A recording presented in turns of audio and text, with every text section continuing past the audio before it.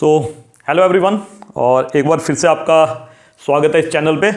आज हम लोग प्रॉब्लम नंबर 10 करेंगे, जिसमें लिखा हुआ है यहाँ पे देखिए आप, lens in a denser medium. तो लेंस को आमतौर पे आप जब भी रे डायग्राम वगैरह बनाते हैं तो लेंस को हमने रेयर मीडियम रखा होता है। जैसे बाहर एयर होती है और जो लेंस है वो उसका रिफ्रैक्टिव इंडेक्स बाहर जो एयर होती है उससे ज़्यादा होता है हमेशा, है ना। लेकिन यहाँ पे हम वो चीज़ डिस्कस करने वाले हैं जिसमें बाहर वाला मीडियम डेंसर हो और जो लेंस का मीडियम है वो रेयर हो। तो तब लेंस कैसा बिहेव करेगा। आप लोगों ने ये क्वेश्चन देखा होगा, सुना होगा, और आपको शायद आंसर भी पता होगा कि अगर हम कन्वेक्स लेंस को डेंसर मीडियम में रखते हैं तो कॉनकेव की तरह बिहेव करता है, और अगर हम कॉनकेव लेंस को डेंसर मीडियम में रखें तो वो कन्वेक्स की तरह बिहेव करता है।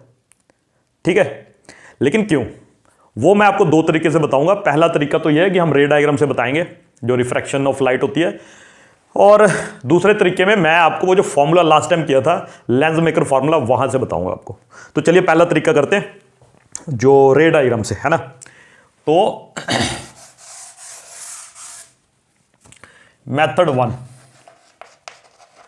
तो फर्स्ट मेथड से करते हैं। मैं दोनों लेंस के केस में आपको बताऊंगा। अब देखिए, मान लीजिए ये लेंस है आपका, है ना। ये लेंस है, कौन सा लेंस है, कन्वेक्स लेंस है। ये एक लाइन है जो यहां से पास कर रही है, और ये कौन सा पॉइंट है, ऑप्टिकल सेंटर। इस लाइन को क्या कहते हैं, प्रिंसिपल एक्सिस कहते हैं। ठीक, अब मान लीजिए यहां पे कोई ऑब्जेक्ट है ओ, यहां पे कोई ऑब्जेक्ट है ओ। अच्छा, इसका नाम भी ओ रख दिया, आई रख दो, पी रख दो। ठीक है, पी एक ऑब्जेक्ट है और इस ऑब्जेक्ट से रे निकली और ये यहां पे पड़ी, रे यहां पे पड़ी।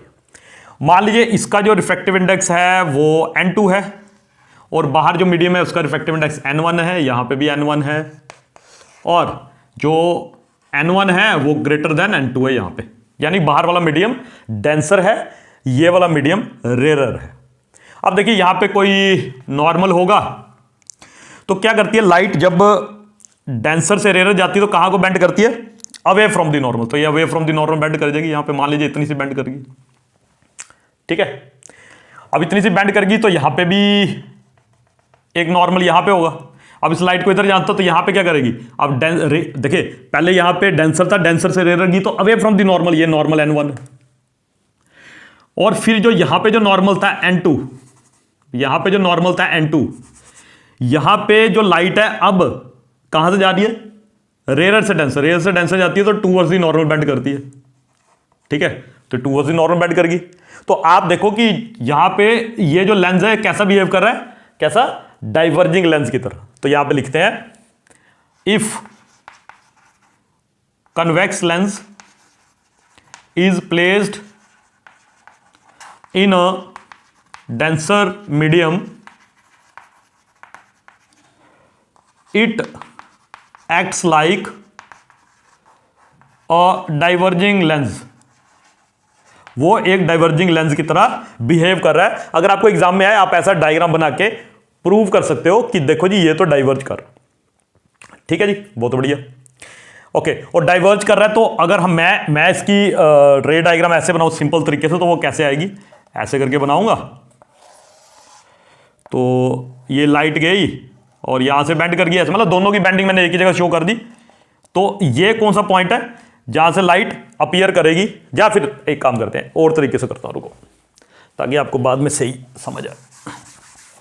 तो और तरीका क्या है कि ये लेंस है, अगर यहां पे अब कनकेव में बाहर का मीडियम ऐसा है जो कि डेंसर है, तो लाइट अगर यहां से आएगी तो ऐसे करके बेंड करेगी, और जिस पॉइंट से पास करेगी उसको क्या कहते हैं, फोकस कहते हैं। तो ये फोकल लेंथ है और इसकी फोकल लेंथ नेगेटिव आएगी अब।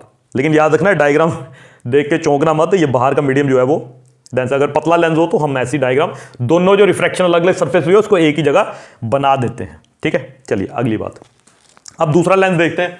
ठीक है, दूसरा लेंस कौन सा होता है, कॉनकेव लेंस होता है। कॉनकेव लेंस को देखते हैं ये कैसा बिहेव करता है। ठीक है, तो ये कैसा बिहेव करेगा, ये आ गया प्रिंसिपल एक्सिस, और मान लीजिए यहां पे आपका ऑब्जेक्ट है, ऑब्जेक्ट से रेडिएशन यहां पे गई, जाके रेज यहां पे गई। अब क्या होगा, अब बाहर यह इसका रिफ्रैक्टिव इंडेक्स है n2, इसका n1 बाहर वाले मीडियम का, और यहां पे भी n1 है। तो बताओ यहां पे जो लाइट जा रही है अब वो डेंसर से रेयर जा रही है कि रेयर से डेंसर? वो डेंसर से रेयर जा रही है, वो डेंसर से रेयर जा रही है। अब डेंसर से रेयर, तो डेंसर से रेयर जा रही है तो क्या होगा यहां पे?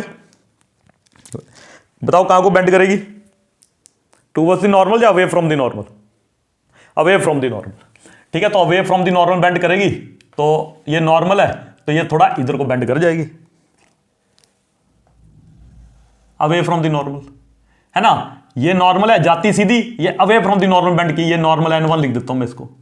अच्छा, यहां पे देख लेते हैं। अब यहां पे जो नॉर्मल है वो ये है, और यहां पे नॉर्मल है, तो यहां पे लाइट कहां को बेंड करेगी? अब ये रेयर से डेंसर जा रही है तो टूवर्ड्स द नॉर्मल बेंड करेगी, और यहां पे जाके लाइट बेंड कर जाएगी। अब आप ध्यान से देखो यहां पे, और ये तब तक आपको पता नहीं चलेगा, नॉर्मल N1 लिख दो, इसको N2 लिख दो। इस सरफेस पे ये नॉर्मल है, इस सरफेस पे ये नॉर्मल, पता ना नॉर्मल जो 90 डिग्री एंगल बनाता है सरफेस के साथ, हाँ वही है। लेकिन ये मैं बार बार कह रहा हूं डायग्राम बना के चेक करना, ठीक है। तो यहां पे आपको साफ पता चल रहा है ये कन्वर्ज कर रहा है रेज को, तो यहां पे लिखेंगे if a concave lens is placed in a denser medium,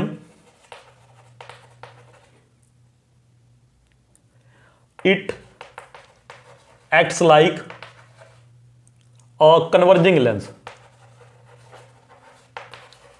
तो अगर मैं इसको एक सिंपल रे डायग्राम बताऊं, ठीक है, तो कैसे आएगी देखो।